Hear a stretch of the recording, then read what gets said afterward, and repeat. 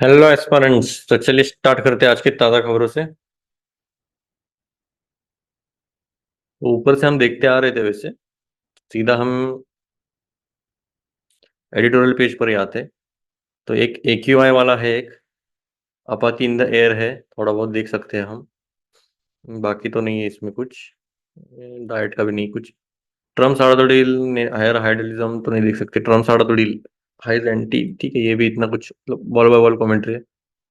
PM Modi जो है Nigeria और इंडिया का देखने लगना पड़ेगा हमें। बिल्डिंग कोऑपरेशन थोड़ा सा देख सकते हैं हम।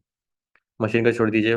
इमिशन का पैराडॉक्स, ठीक है, देख सकते हैं। अटैक्स, ये क्या होता है वो भी देखेंगे। मोटा मोटा तौर पर तो ये दो तीन पेजेस ही हम पहले टारगेट करेंगे, फिर बाकी इधर ढूंढते बैठेंगे कुछ न्यूज़ है क्या। इवन इकोनॉमिक के सेक्शन में भी देख सकते हैं। चलिए फिर स्टार्ट करते हैं। छोटे से स्टार्ट करेंगे। अटैक्स। अटैक्स में क्या है? अटैक मस क्या है, जो जो भी है।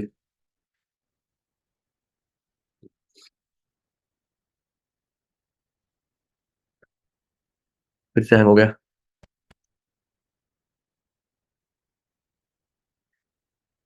The ATACMS missile being test fired at White Sands Missile Range in Nevada, US. A newer version, this US-made missile was used by Ukraine on Tuesday to hit ammunition warehouses in Russia. Russia पर attack करने के लिए बनाया। ये क्या है? Army tactical missile system.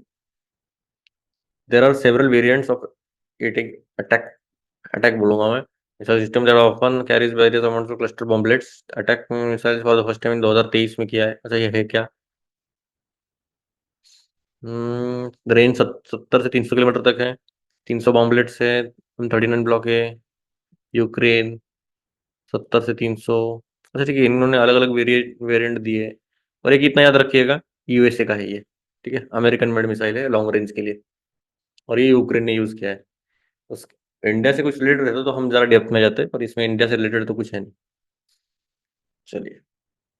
अच्छा ठीक है, नाइजीरिया वाला देखते हैं अभी। ये तो हम पहले एयर पोल्यूशन देखते हैं। दो एयर पोल्यूशन के वो भी देखेंगे। फिर नाइजीरिया पर आएंगे।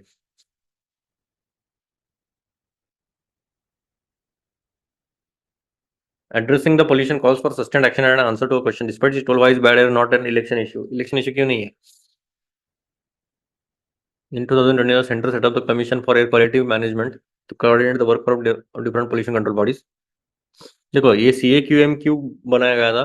तो जो भी different political pollution control bodies है ना, तो उनको कोऑर्डिनेट करने के लिए तो ये बनाया था। Experts today underline the salience of the airshed approach. Instead of looking at pollution as a city or a state level problem, policymakers need to identify larger hotspots of poor air. But in the past 3 years, the CAQM has mostly functioned as a regulator that comes into play when Delhi's emergency graded action plan is in force. Delhi's bad air is in never an election issue. This apathy must end. तो इन्होंने कुछ ऐसा long term short term कुछ बोला नहीं है। Mostly जब nor clear cleaner ये वगैरह, ये इलेक्शन इशू जैसा ही खींच रही है। चलिए, ये क्या बोलते देखते हैं अभी। Reserving the air pollution emergency requires scientific approach. अभी देखते ही थोड़ा बहुत सॉल्यूशन दे सकते हैं मेरे हिसाब से। देखो, पोल्यूशन के ऊपर थोड़ा सा देखना पड़ेगा।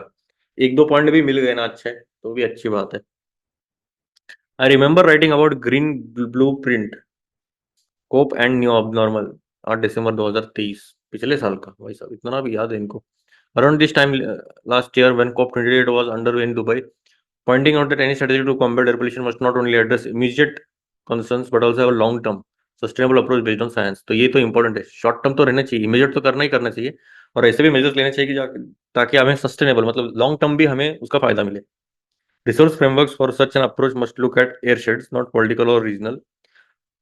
As COP29 enters its second week in Baku, and global health experts are urging countries to move away from the fossil fuel dependence, several northern Indian cities are experiencing record-breaking severe plus air quality. Fossil fuel पर हमने देखा था, NPT करके था। आपको अगर याद नहीं तो पिछला हम देख सकते हो। पिछला इस कल का 18 क्या 19 का था, देख सकते हो वो video. Worsening air quality in winter is not a new phenomenon. This year, as October and the first week of November passed without extreme pollution, many, including the authorities, rejoiced. Then the second week of November hit hard. The toxic particulate matter engulfed most of the northern India. New Delhi is covered in thick smog. The most toxic PM 2.5 crossed over more than 500 microgram per meter cube. and his visibility fell sharply. To understand the severity in AQF 400 series equal to 250 microgram per meter cube. Given that official stubble burning numbers, mainly driven by NASA's later morning data, dropped significantly this season, this surprised even experts. Most forecasting models also failed to predict this peak. It surprised me too until I analyzed the vertical slide of size of my air quality chemical transport model.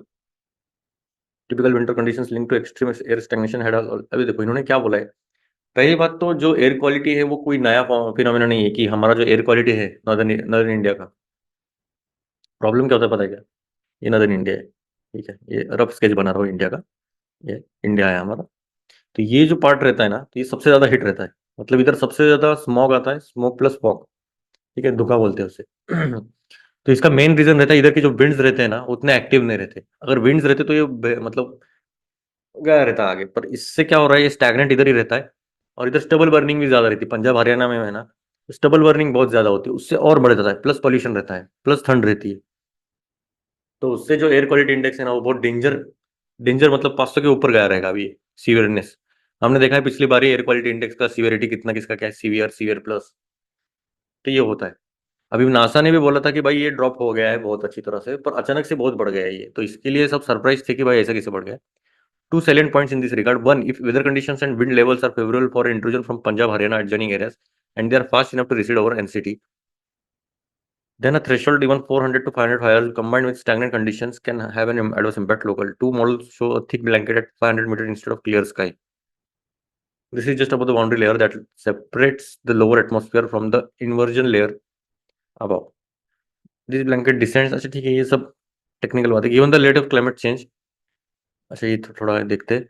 This blanket descends. November air pollution shot up from sunlight. That is because the omnious blanket filter made a downward intrusion and worsened air quality.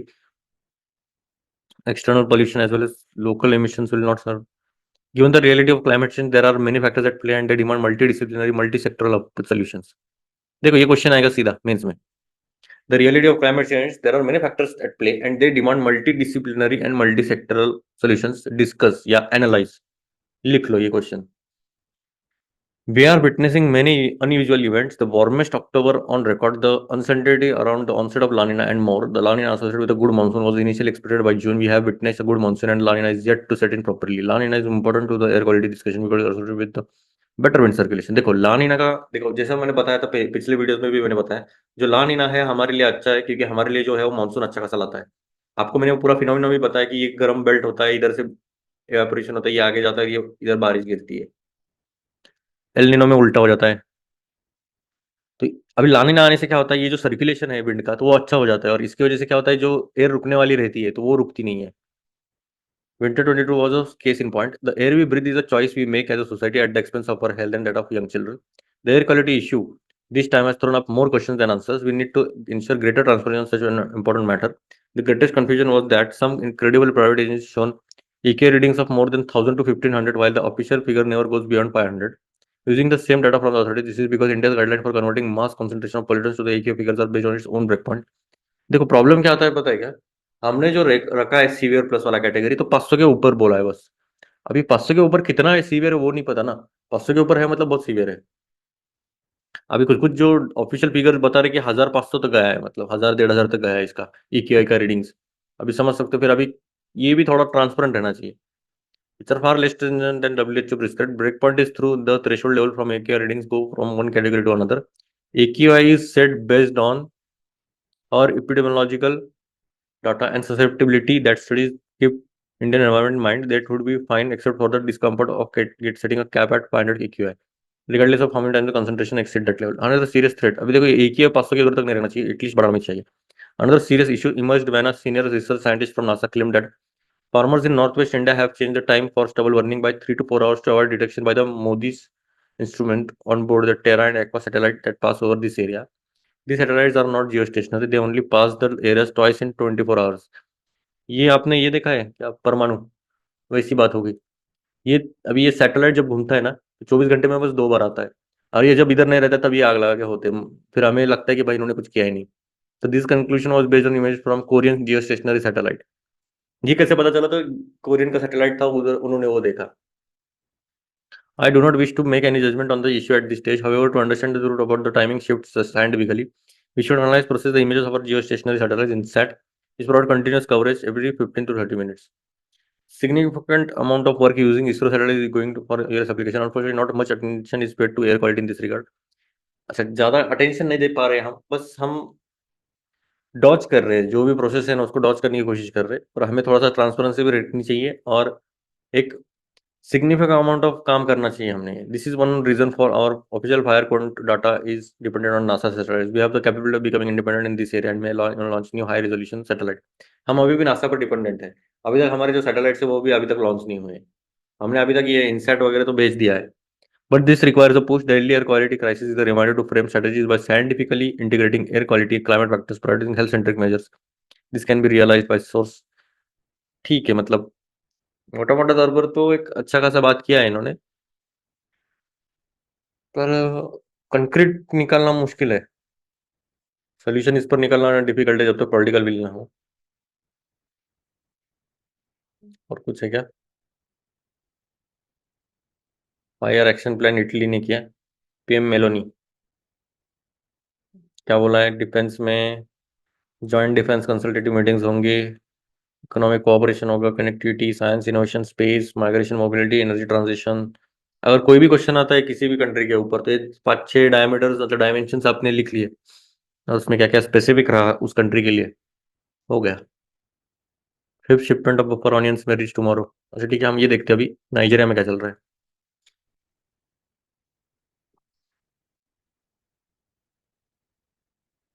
बस अभी ऊपर ऊपर हम skim through करेंगे, ज़्यादा detail में जाने की जरूरत नहीं है. बॉल बाय बॉल कमेंट्री होगी. अगर इन्होंने अच्छे से कवर किया तो अच्छी बात है. PM Narendra Modi visited the Federal Republic of Nigeria in November 1670. The last visit of an Indian PM to Nigeria was of Manmohan Singh in 2007. Before that, Atal Bihari Vajpayee visited the country in 2003. The first ever Indian Prime Minister visit to the country was by Jawaharlal Nehru in 1962. Between 83 to 2023, India has hosted 7 Nigerian presidents. PM Modi had a meeting with President Ye, followed by a delegation level meeting. He addressed interacted with Indian community in the 3 memorandums of understanding were during the visit. A highlight of the visit was decoration of PM Modi with the National Award of Nigeria, Grand Commander of the Order of Niger. The only other award of the honor is late Queen Elizabeth. ठीक है, इनको award भी दिया गया, ये भी award याद रखना. The first ever high level interaction of the two countries after Nigeria became in 1962. Jawaharlal Nehru and ठीक है लागो उसके when Nehru inquired in what way the two countries can cooperate for mutual benefit. Convert Niger is a 2-year-old toddler nation and India is 15-year-old adolescent with wisdom and experience. There is a big population in Nigeria which needs health care. It has many patients but no doctors and hospitals. There is a large young population which must be educated but no schools and teachers. मतलब सब समस्या जो है वो है उनके पास, वो पूरा डिस्कस किया इन्होंने. Road, bridges, railways. We have government to run but no train civil servants. Nehru responds with smile and saying, "You mean Nigeria needs practically everything." On Nehru's return, the Indian government put together a team to assist Nigeria. By the late 60s, there were tens of thousands of Indian experts stationed in different parts of Nigeria. When I presented my credentials as the new High Commissioner of India to then Nigerian President Goodluck, TK, he said, High Commissioner, an entire generation of Nigerians were taught by Indian teachers, treated by Indian doctors, and they grew up wearing Indian apparel, watching Indian movies. And I must tell you, wherever you go in Nigeria, you will find that your country has enormous goodwill. I did travel the length and breadth of Nigeria in my tenure. ठीक है, मतलब अच्छी बात है, हमने अच्छी खासी मदद की. ये हिस्टोरिकल पॉइंट ऑफ व्यू से भी मैटर करता है कि हमने अच्छा खासा इनको मदद किया है. 233 million inhabitants to today account for 60% of Africa's population with a median age of 19.3 years. The country has a big responsibility in ensuring health and education services and employment opportunities for its youth. Nigeria feels India can be a great partner in this endeavor. For many years, Nigeria was the largest trading partner of India in Africa. The trade has declined because India may have replaced some Nigerian sweet crude oil with cheaper Russian oil. There are 200 odd Indian companies in Nigeria which employ the second largest industrial labor force in the country. Next to Indian nation, Nigeria is 27 billion. There is scope for more. When Nigeria attained its independence, UK, France both were keen to set up India's Nigeria's military training institutions. Nigerian leaders, however, opted for India, and it was the Indian Army that established the National Defense Academy in Kaduna in 1964. The Indian instructions stayed on Kaduna for close to 2 decades. There are about 27,000 trained in India, permanent envoys India is a top destination for medical care, competent doctors, fees less, logistics. Nigeria fourth standing army, sense for Indian companies set of hospital wellness centre in Nigeria. ठीक है, हमारा अच्छा खासा है, ये high commissioner है India के Nigeria में। मतलब अच्छा खासा हमने इम्प्रूव किया है उनकी कंट्री को।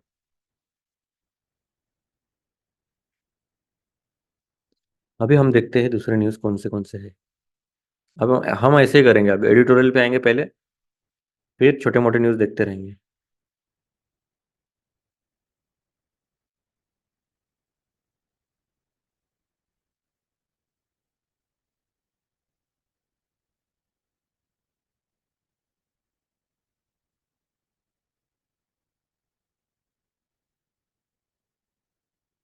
तो इलेक्शन ही चल रहा है अभी तो।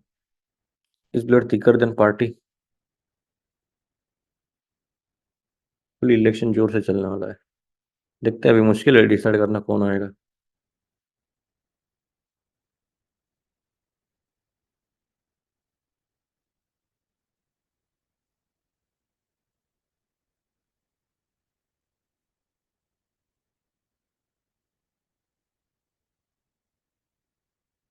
चलिए ठीक है, आज के लिए इतना काफ़ी है। मिलते हैं फिर। चलिए।